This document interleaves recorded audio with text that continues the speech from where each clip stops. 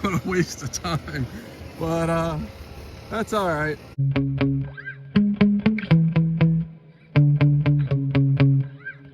All right, this morning I have the DeeRC 8618 out here. I have a new aero package on it fabricated in my shop. This truck is now known as the Amputator. It's a little bit heavier for a one-handed weapon, but it is well balanced. Overall, sir, it will kill. Awesome. I used a license plate to fabricate this front splitter, and hopefully it'll make this truck more stable. You can pick one of these trucks up for about $150. I have a coupon code in the video description and in the comment section. I also have an affiliate link, so please use that if you're interested in this truck when ordering it.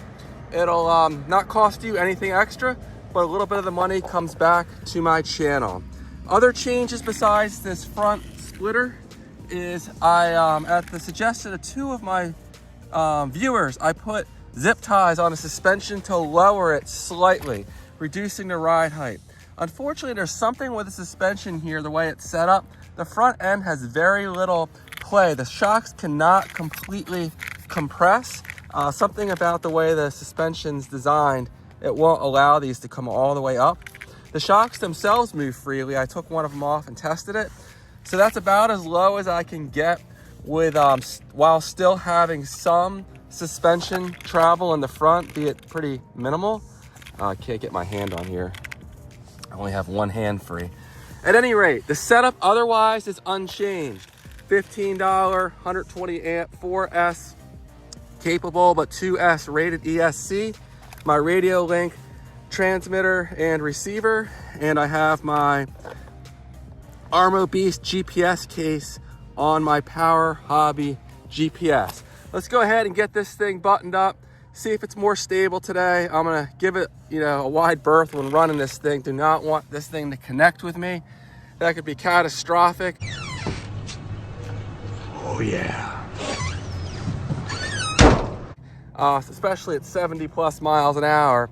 I hit myself the other day with a 40 mile an hour truck and it was brutal.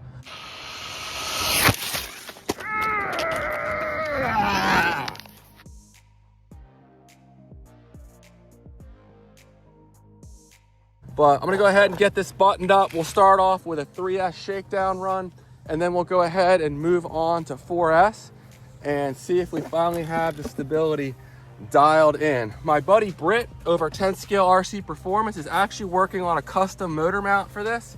He's getting ready to test it. So go check out his channel. He's gonna try to make the gearing taller, which could make the truck even faster if we can both get past the stability issues. So let's see what this thing does. Stay tuned. And I asked my viewers if you thought this setup would help or hurt the stability. And this is what you guys thought. I have high hopes for this thing. I think it may really help with the stability here. And I don't know if I have the angle quite right. Might be too steep. It might not be steep enough, but I'm gonna back up here and get up on this curb just in case something does go wrong.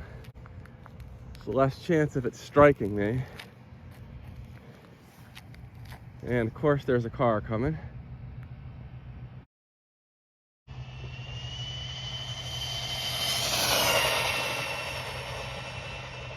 Back end is still twitchy here on 3S. But I don't think that's the front aero messing it up. I think that's another issue entirely.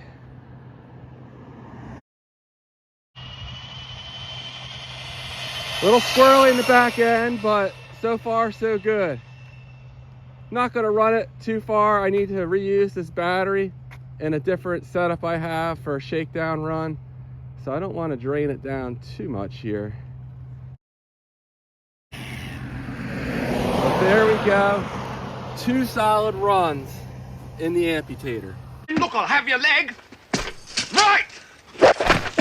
So no issues at all on 3S, other than the back end hopping around a little bit. But let's go ahead and we'll try 4S.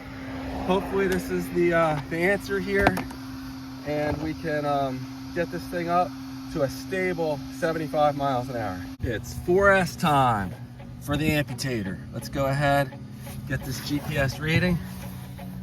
And again, I'm gonna get up on my curb here so I'm a little safer.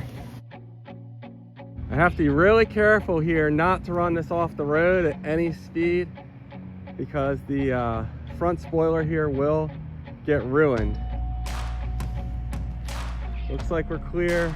All right, here goes nothing. Easing into the amputator.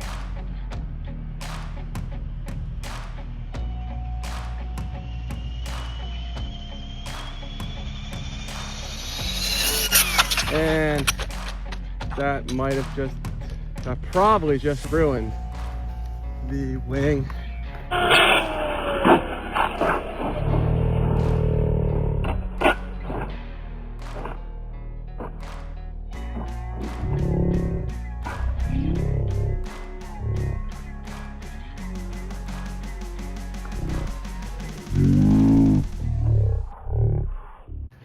Not enough downforce. I was reading online that I needed to not have it too aggressive as far as the angle in the front, and I thought I needed a more aggressive angle to it.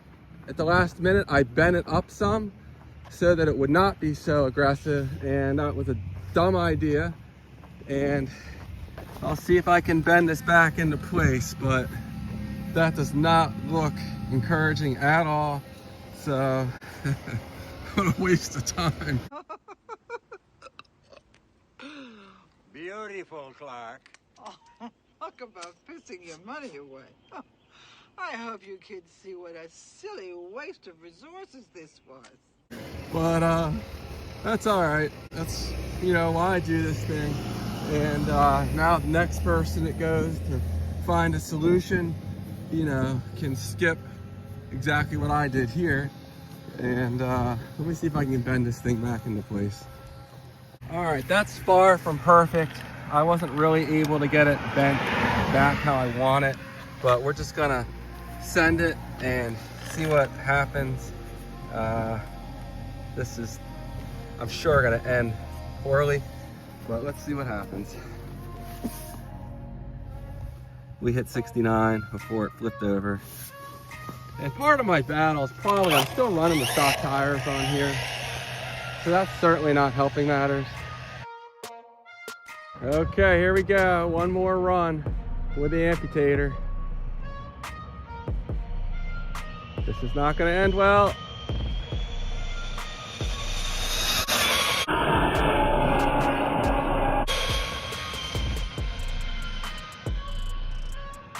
It sounded like something kind of weird happened there as I was running it, like it wasn't getting full throttle. Not sure what that was all about, but I did go to full throttle. It just felt like it wasn't, how do I say this? It wasn't, like the ESC was cutting back on me or something wasn't quite right. So it did go nice and stable, but if we didn't get up to 70 plus, that really doesn't tell me much of anything. And I did go off the road at the end here, so I may have bent the amputator even more. Did full throttle equate to full speed? No, 71. So the wing is still intact, but I don't know why it did not reach full speed. Well, I'm gonna go ahead and call it quits. I don't think it's going to run any better, and as you can see, it's kind of messed up here a bit. So I say that, I can't help myself. I'm gonna run it one more time and just see if it, I don't know, maybe it was pushing down too hard on the front, and that was causing it to, you know, front was lifting, or the back was lifting, and weird things to happen. So it wasn't getting full speed. I don't know. Let's just try it one more time.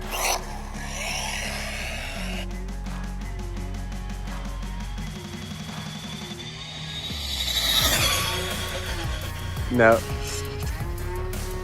I hit the brakes because we started to get unstable there. I think it was starting to get too much frontal downforce. So it's a fine line, I think, between the right amount and too much and not enough. And, you know, it's not a course designed for speed runs. 75 is not bad. I could have got a little more out of it for sure, but I'm gonna call it quits, I think, for these tires and everything. I would like to run a pair of Hoons on it. I do have a pair of Hoons, the 85mm ones, but one of them is damaged, and Arrma just rips its customers off with those tires. It's like, oh, look at that. It has a gyro. I wonder if that's messing me up at all. Probably not. But at any rate, go check out Britt's channel. He's gonna run the Hoons, so you can see what he does with it. But I just can't spend $35 on 2 tires when Arrma doesn't even stand behind their product. And you know, they worked good while they were working, but it's just ridiculous. They charge that much and then have no warranty at all on the tires, and not for me. So I was running my Turnigy Bolt in here, very powerful, high voltage 4S 1550 sized LiPo in here, and this is the one of 2 that got it to 75 miles an hour more than once. But this was not the answer, and you know, it's just not worth my time to continue tinkering with this, I don't think. So thanks for watching, and I'll see you guys on the next one. Take care. That was my last run in the other car. I didn't get that on screen.